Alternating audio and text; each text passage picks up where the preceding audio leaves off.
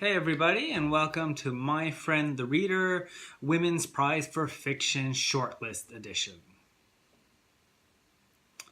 So, the Women's Prize for Fiction, which I briefly mentioned in one of my previous videos, comes out of England and every year awards what it deems the best piece of fiction written by a woman. It's been going on for several years. It keeps on changing its name. I think originally it was called the Orange Prize. Then when they needed a new sponsor, it was the Bailey's Prize for many years. And then just starting this year, they switched to a multi-sponsor model. And now it's called the Women's Prize for Fiction, which is pretty self-explanatory, unlike when you were trying to call something the Bailey's Prize and people thought, oh, you mean the drink? And yes, the drink, but obviously they were talking about a sponsorship. Anyways, the Women's Prize for Fiction over the years has always produced consistently excellent choices, both in terms of its short and long lists and its winners. There's been some fantastic choices, including last year, The Power, and some other ones. We'll just take a look at some of the past winners on their website, so I can actually give you a sense of some of the fantastic books that have won in the past. These have included Half of the Yellow Sun by Chimamanda Ngozi Adichie, who many know from Americana fame. Amazing book, amazing writer. Zadie Smith on Beauty, in my opinion, Zadie Smith's best book. One, We Need to Talk About Kevin by Lionel Shriver, which is very unfortunately topical book about a school shooting. What other books have won? Bel Canto by Anne Patchett. Let's see what else. Books that people might know: Anne Michael's Fugitive Pieces, which I've never read, but well respected. Home by Marilyn Robinson. Barbara Kingsolver's The Lacuna. The Tiger's Wife by Tia Albrecht, amazing book. The Song of Achilles, who is written by Madeline Miller, who just released Circe, which is a great book. I'm halfway through the audiobook and I'm not at all interested in Greek mythology, but she's such a fantastic writer, worth picking up, as is Song of Achilles. Girl is a Half-Formed Thing, Ali Smith's How to Be Both. Lisa McInerney, The Glorious Heresies, which I haven't read yet, even though it's on my bookshelf, and last year, The Power. So it definitely has a good reputation of producing fantastic winners. I think it's one of the more followed book awards, maybe only second to The Man Booker. And in terms of the booktube world, it's definitely one of the long lists and short lists that is followed closely. And some channels this year, specifically Simon Savage, Savage Reads, and Eric Carl Anderson's Lonesome Reader book channel, and I think also Jennifer's insert a literary pun tried to read all the books this year. I didn't do so. I'd already read 6 before the shortlist. I've now read 7, and today, this morning, the shortlist was announced, and I'll go through who the choices were so we get a sense of what they were. I've only read 2 of them, so there's plenty of reading for me to get involved in, and others if they want to follow. One is Elif Bottoman the Idiot, which I mentioned in a previous video. I haven't read it yet. One of the reasons is because a lot of the reviews that I was hearing both on BookTube and on Goodreads were somewhat lukewarm. So I was hesitant. It's a chunky book, so I was not particularly keen on picking it up if it wasn't going to make a list. But then it got shortlisted, finalized for the Pulitzer, and now shortlisted for the Women's Prize, so I'm definitely going to pick it up. Imogene Hermes Gowar, The Mermaid and Mrs. Hancock, which I'll give a bit of the description. I've already described the idiot in a previous video, so I won't do this one. So The Mermaid and Mrs. Hancock, which has received glowing reviews on BookTube. It's a historical fiction book that has been described as a romp, so quite entertaining, well-paced book. So this is the description on Goodreads. One September evening in 1785, the merchant Jonah Hancock hears urgent knocking on his front door. One of his captains is waiting eagerly on the step. He has sold Jonah's ship for what appears to be a mermaid. As gossip spreads through the docks, coffee shops, parlors, and brothels, everyone wants to see Mr. Hancock's marvel. Its arrival spins him out of his ordinary existence and through the doors of high society. At an opulent party, he makes the acquaintance of Angelica Neal, the most desirable woman he has ever laid eyes on, and a courtesan of great accomplishment. This meeting will steer both their lives onto a dangerous new course on which they will learn that priceless things come at the greatest cost. Where will their ambition lead?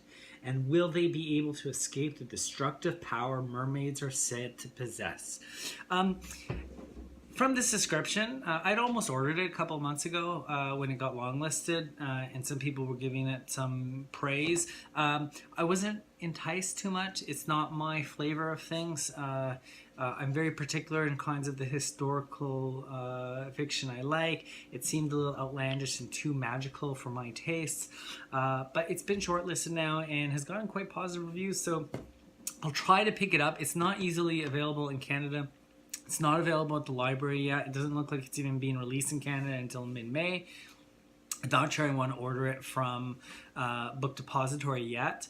We'll see. Maybe my name will come up when I'm able to order it from the library. So that's probably going to be the last one I read.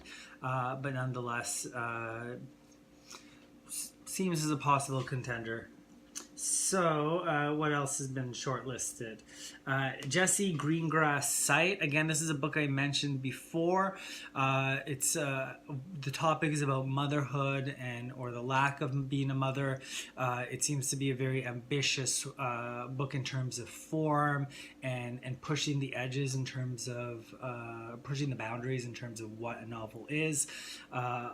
It's pretty short, so I think I'm definitely going to pick it up before the finalist actually wins. So that's exciting, and I have a copy of it, so that's great. The next is Mina Kandasamy, When I Hit You, or A Portrait of a Writer as a Young Wife. And I'll read the description here. Seduced by politics and poetry, the unnamed narrator falls in love with a university professor and agrees to be his wife. But what for her is a contract of love is for him a contract of ownership. As he sets about reducing her to his idealized version of a kept woman, bullying her out of her life as an academic and writer in the process, she attempts to push back, a resistance he resolves to break with violence and rape.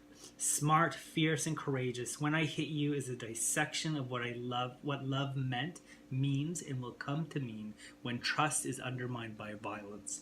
A brilliant, throat-tightening feminist discourse on battered faces and bruised male egos, and a scathing portrait of traditional wedlock in modern India. All the reviews I've been hearing have been raving in terms of its intensity and its power.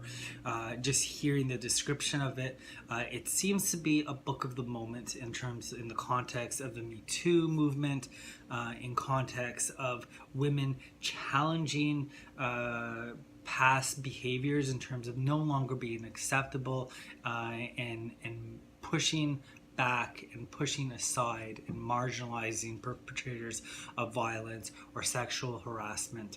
And this book seems to be speaking to that, and I think, at least it seems to be from a lot of followers of the prize, a chief contender for the award.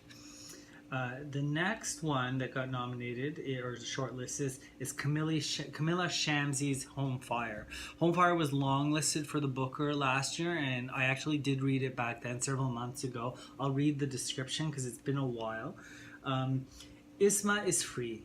After years of watching out for her younger siblings in the wake of their mother's death, she accepts an invitation from a mentor in America that allows her to resume a dream long deferred. But she can't stop worrying about Anika, her beautiful, headstrong sister back in London, or their brother, Parvez, who disappeared in pursuit of his own dream to prove himself to the dark legacy of the jihadist father he never knew. When he resurfaces half a globe away, Isma's worst fears are confirmed. Then Aemon enters the sisters' lives. Son of a powerful political figure, he has his own birthright to live up to, or defy. Is he to be a chance at love, the means of Parvati's salvation? Suddenly, two families' fates are inextricably, devastatingly entwined in this searing novel that asks what sacrifices we'll make in the name of love. This is supposed to be a retelling of a Greek tragedy, Antilles, I think, which I'm not a follower of Greek mythology per se, but it was an incredible book. Again, very topical in terms of understanding where radicalization happens and how families respond to it. I found some of the storytelling was obvious and predictive, but it was still such a solid, well-written novel. Definitely will be one of the contenders. I haven't read any of Camilla Shamsi. I actually didn't know who she was before, even though she'd been shortlisted prior for the Booker. I picked up a couple of other books that I have stored away in my Kobo for future reading, and I look forward to if this is a sign of how good of a writer she is. The last book that is long listed, most of you know, is Sing Unburied. Sing by Jasmine Ward. Many people suspected or predicted that it was going to win the Pulitzer last week. It did not, but it has been well awarded. It won the National Book Award. It's been shortlisted for numerous other awards. It's one of the best reviewed books. Jasmine Ward was part of Time Magazine's 100 Most Influential People that came out last week. I loved her first book, Salvage the Bones, that takes place in the immediate aftermath or in the midst of Hurricane Katrina and the devastation it wreaked on African Americans living in the New Orleans Peninsula. Sing Unburied Sing I didn't find quite as good, though much love given to it, but she's a wonderful writer, so I'll read the description. An intimate portrait of a family and an epic tale of hope and struggle, Sing Unburied Sing examines the ugly truths at the heart of the American story and the power and limitations of family bonds. Jojo is a 13-year-old and trying to understand what it means to be a man. His mother, Leonie, is a constant conflict with herself and those around her. She is black and her children's father is white. Embattled in ways that reflect the brutal reality of her circumstances, she wants to be a better mother, but can't put her children above her own needs, especially her drug use. When the children's father is released from prison, Leonie packs up her kids and a friend into her car and drives north to the heart of Mississippi and Parchman Farm, the state penitentiary. At Parchman, there is another boy, the ghost of a dead inmate, who carries all of the ugly history of the South with him in his wandering. He, too, has something to teach Jojo about fathers and sons, about legacies, about violence, about love. Rich with Ward's distinctive lyrical language, Sing Unburied Sing brings the archetypical road novel into rural 21st century America. It is a majestic new work from an extraordinary and singular author. Tight Race, I think still When I Hit You is the book that probably will come up on top. These awards, as we all know, are notoriously unpredictable though, but we'll see. I am going to try to read all 4 of the books before the 4 remaining books I haven't read by the end. And the actual award, let's see when the date is for the finalists or the winner being announced, is on June 6th. So about a month and a half before I have to finish them. Might be a challenge. The rest of the books aren't necessarily that long other than The Idiot, but we'll try our best. Anyways, catch you next time, and thanks for watching, my friend the reader.